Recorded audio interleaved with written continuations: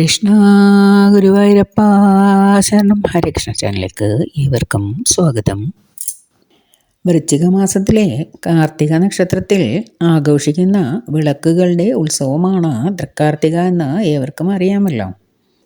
എല്ലാ വർഷവും സാധാരണ പൂർണ്ണചന്ദ്ര ദിനത്തിലാണ്, അതായത് പൗർണമി ദിനത്തിലാണ് തൃക്കാർത്തിക വരുന്നത്. ഐശ്വര്യത്തിൻ്റെ പ്രതീകമായിട്ടാണ് ദീപങ്ങളെ കണക്കാക്കപ്പെടുന്നത്. കാർത്തിക ദിനത്തിൽ നമുക്ക് ദേവിയെ ആരാധിക്കാം.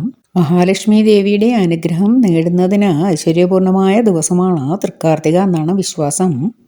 കൂടാതെ തുളസി ദേവിയെ ആരാധിക്കേണ്ടതാണ്. കാർത്തിക ദിനത്തിൽ ശ്രീ മഹാദേവനും സുബ്രഹ്മണ്യ ഭഗവാനും പ്രാധാന്യമുണ്ട്.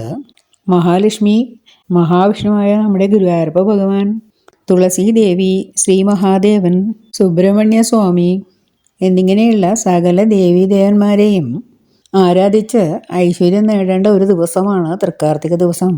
തൃക്കാർത്തിക ദിവസം വിളക്ക് എത്ര എണ്ണമാണ് വെക്കേണ്ടതെന്ന് നോക്കാം. അതായത് നാം വിളക്കുകൾ തെളിയിക്കുമ്പോൾ ആദ്യം 5 തിരിയിട്ട് നിലവിളക്ക് തെളിയിക്കുക. അതിനുശേഷം മൺചിരാതുകളോ മറ്റു വിളക്കുകളോ എണ്ണയൊഴിച്ച് തിരിയിട്ട് തെളിയിക്കുക.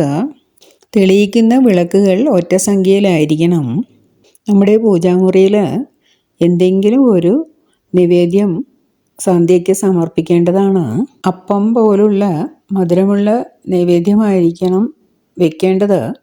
അതിന് സാധിക്കാത്തവർ അല്പം പഞ്ചസാര നിവേദ്യം ചെയ്താൽ മതിയാകും. ഈ തൃക്കാർത്തിക നാളിൽ എല്ലാ ദേവീദേവന്മാരുടെയും നാമങ്ങൾ നമുക്ക് ചൊല്ലാവുന്നതാണ്.